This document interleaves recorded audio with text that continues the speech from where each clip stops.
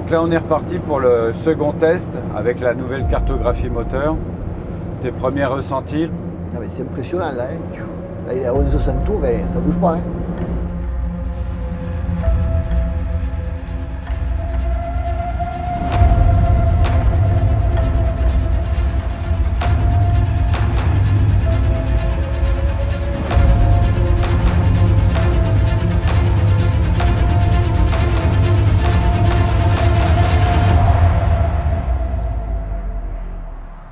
Bonjour, très heureux de vous retrouver pour parler camion. Et oui, cette fois nous allons parler mise au point moteur avec des pros du réglage. Nous sommes invités par Sport System pour tester ensemble les performances d'un camion. Alors bienvenue dans les défis Sport System.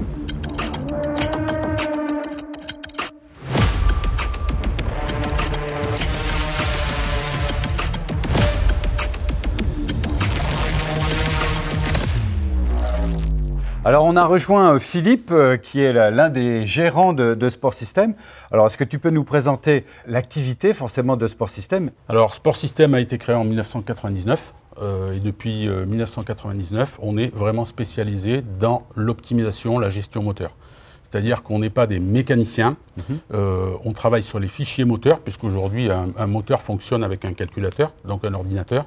D'accord, alors vous jouez sur quoi? Sur la puissance, sur le couple? On va jouer sur les cartographies d'injection, enfin différentes cartographies qui vont se traduire effectivement par une augmentation du couple, une augmentation de la puissance, une baisse de consommation, une augmentation de rendement. Après, ça va dépendre de ce que va nous demander l'utilisateur. D'accord, bon, on ne va pas passer de 480 chevaux à 600 chevaux par exemple. Ah non, surtout pas. Bon, bah, très bien. Alors là, on a fait un état des lieux de la machine, il est passé sur le banc. Le déroulement du défi d'aujourd'hui, ça va être quoi?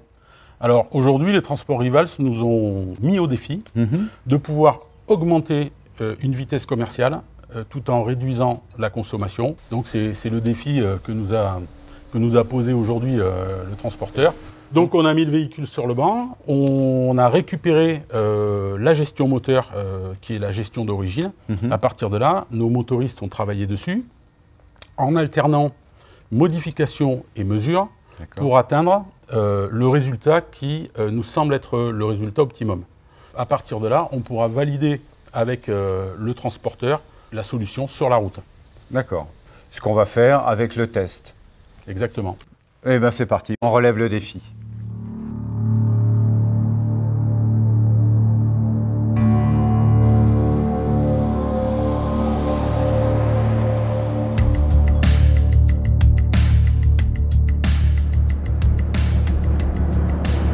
On se retrouve donc à bord du camion pour le premier test.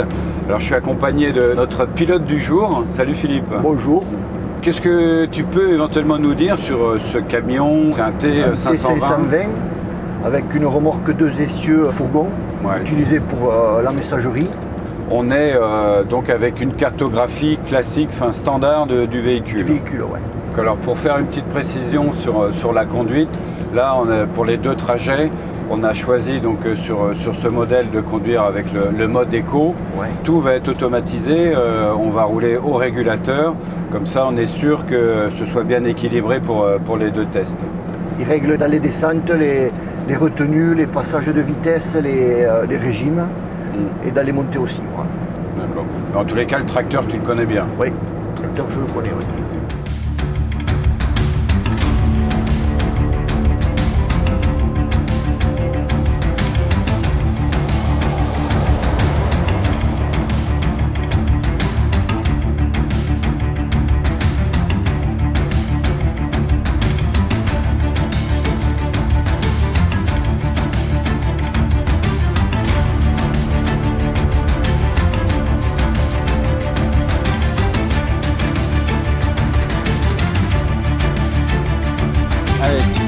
On va faire le plein, comme ça on va savoir combien on a consommé de carburant.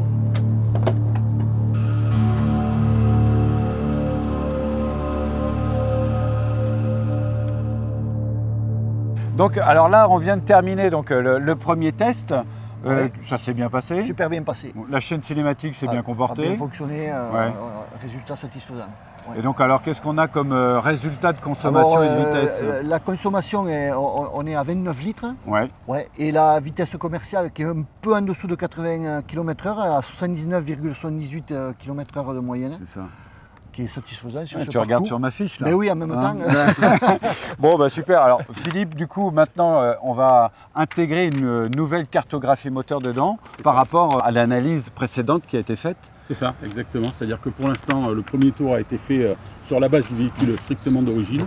Donc nous, à partir de là, maintenant, on va venir écrire une cartographie qu'on a développée sur le banc de puissance, qui est une cartographie sur mesure par rapport aux contraintes et à ce que tu nous as demandé donc, précédemment. C'est ça. Bon, bah, on est reparti pour le second test. Allez, c'est parti. Allez, c'est parti. On vous emmène.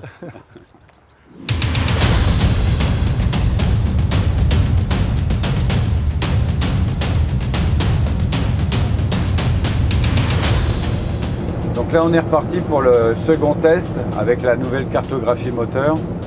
Tes premiers ressentis, là, on a fait que quelques kilomètres. Les premiers ressentis que j'ai, c'est une plage d'utilisation plus basse avec un couple maxi qui arrive de suite, quoi.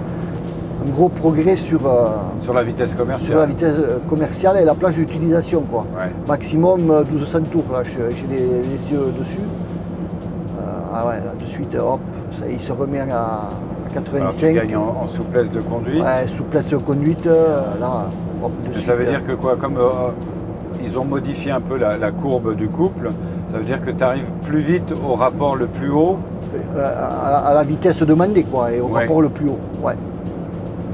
Et dans une plage qui est très réduite, quoi.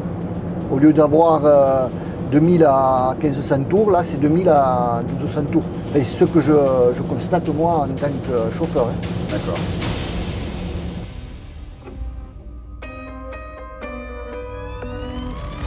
Bon Philippe, je viens de faire les calculs.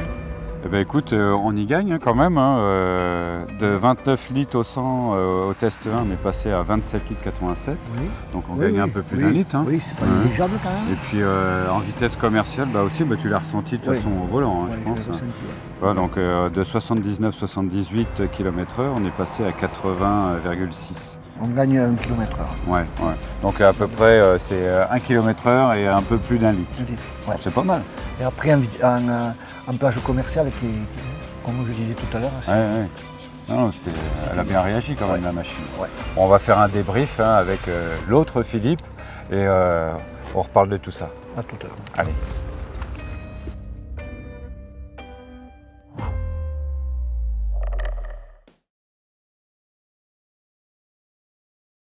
Alors nous revoici au point de départ. On a terminé donc les deux tests sur notre parcours de 121 km.